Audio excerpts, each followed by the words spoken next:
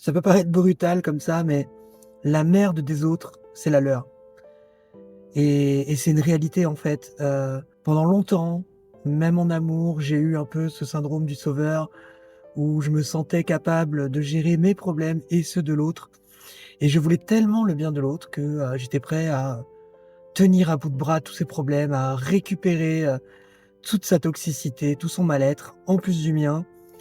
Et je le faisais de bon cœur, je le faisais par amour et peut-être que dans le fond, d'une manière inconsciente, comme beaucoup de gens qui ont ce syndrome, ce fameux syndrome de l'infirmier, ce syndrome du sauveur, j'avais le sentiment peut-être d'être plus indispensable à l'autre, en agissant comme ça.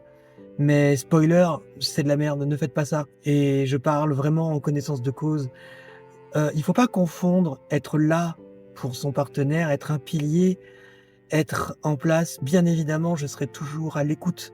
Je serai toujours là si la personne me demande de l'aide, si la personne a besoin de parler, de mes conseils, peu importe, de l'aider à affronter chaque bataille, chaque, combat, je serai là. Ça, c'est une certitude. Mais on ne peut pas vivre les épreuves à la place des autres, comme les autres ne peuvent pas, nous enlever aux nôtres. Et voilà, et le problème des autres, c'est leur problème. La merde des autres, c'est la leur. Ça, c'est vraiment très important de l'intégrer et ça fera pas de vous des gens égoïstes, ça fera de vous des gens sains, qui seront capables d'être là dans les bons moments, mais de poser leurs limites pour ne pas vous laisser envahir. Vous n'êtes pas des éponges, vous n'êtes pas là pour absorber tout le mal-être des autres. Et voilà, c'est important. Donc moi, j'espère que les gens que j'aime et qui m'aiment savent qu'ils peuvent compter sur moi. Ça, ce sera toujours le cas. Je ferai toujours tout ce que je peux. Mais on ne peut pas se substituer aux problèmes et les personnes doivent cicatriser, les personnes doivent guérir et ils doivent le faire eux et eux-mêmes.